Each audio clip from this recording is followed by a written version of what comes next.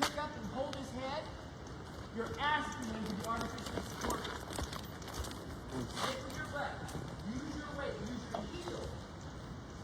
Because now I want you to do a simple, I want you to put all your weight on your inside tailbone. Your inside hip bone. What's he do? He wants to move away from it, right? Into the fin. Same thing. Now use your outside tailbone. What do you want to do? Outside, more weight. Rotate it like you're sitting on a cushion on one cheek. Using a little bit of outside leg when you do that. Well, so this tells me whoever started them used their weight to push them into something.